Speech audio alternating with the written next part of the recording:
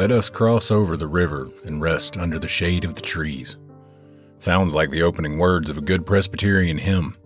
In truth, they were the final words of a good Presbyterian man. A man forged in the furnace of hard childhood, a beloved sister's death at age 2, orphaned at age 11, sent to live with relatives where he was verbally abused to the point he walked 18 miles back home. That boy became Lieutenant General Thomas J. Stonewall Jackson. This is Smoky Mountain Legends. As Thomas Jackson grew, hard work and discipline became his watchwords and gave him a dogged determination that helped him move from the bottom of his cadet class at West Point to graduate 17th out of 59. His faith in God's plan, his own iron will, and his brilliant grasp of military tactics later drove him to glory in the war between the states, and he was a legend in his own time. His sudden wounding at the rifles of his own men and his tragic death from the pneumonia that followed left a gaping wound in the Army of Northern Virginia, leading his commander, one Robert E. Lee, to remark, "General Jackson has lost his left arm. I have lost my right." Before his time in the war, however, Jackson was a stern and knowledgeable, though not exactly beloved, professor of natural and experimental philosophy and instructor of artillery at Virginia Military Institute. His teaching lacked the creativity of his battle plans, memorizing his lectures, and when questioned on a point by a cadet, he seemed only capable of repeating his lines. If he was questioned further, the offending miscreant was labeled as insubordinate and punished. Perhaps this devotion to duty and his drive to faithfully complete any task given him explains the eerie blue light witnessed floating down the hall and into Jackson's old classrooms, or the reports of the general checking in on sentries in the long watches of the night.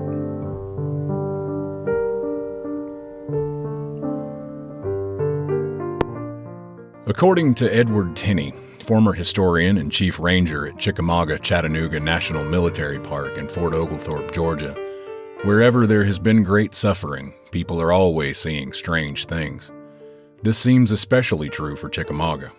Once home to a particularly militant branch of the old Cherokee Nation, Chickamauga in September 1863 was the last view of this world for nearly 4,000 Union and Confederate troops, including one, legend says, who lost his head to a cannonball and now roams the battlefield looking for his lost body. This apparition often takes the form of a pair of disembodied eyes, glowing a ghastly green in the darkened field, leading to the descriptive, if not terribly inventive moniker of Old Green Eyes. There is, however, more than one opinion on his origins, and many different reports of his appearance. Some say he appears as a large green-eyed panther. Still others, in reports dating back to the night after the battle, paint him as the figure of a tall man with hellishly glowing eyes seen moving among the dead and dying on the field. There are even some claims that he existed there before the war, even as far back as the time of dragging canoes Cherokee Town on Chickamauga Creek. Besides Old Green Eyes, there seemed to be an army of spirits wandering the Chickamauga battlefield. From phantom gunshots, hoofbeats of invisible cavalry, and the sudden strong smell of whiskey, to the lady in white, said to roam Snodgrass Hill in search of her lost lover. Ranger Tenney himself was even nearly accosted by the apparition of a tall man in a long black coat with stringy black hair down to his waist, who gave Tenney a devilish grin just before he vanished in the lights of an oncoming car. It would seem the field at Chickamauga isn't a place to get caught alone in the dark.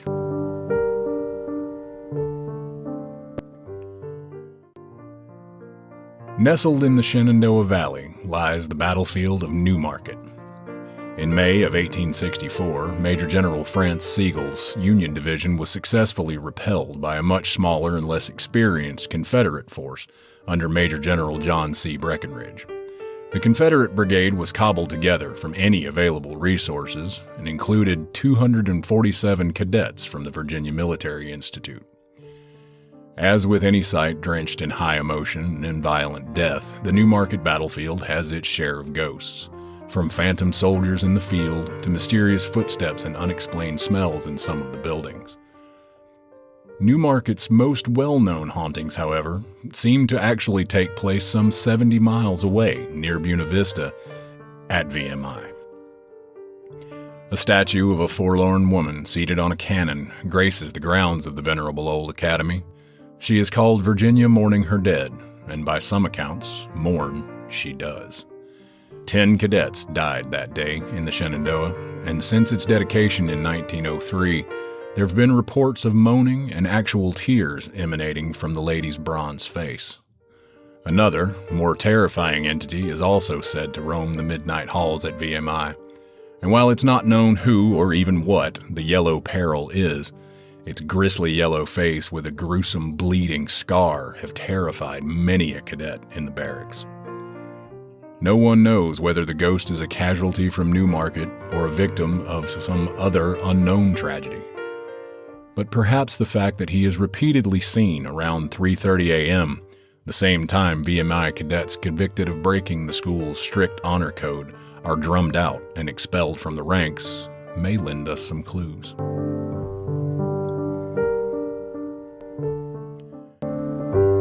I'd like to thank you for listening to this episode of Smoky Mountain Legends. This will be a podcast dedicated to the history, folklore, and legends of the Appalachian Mountain Country.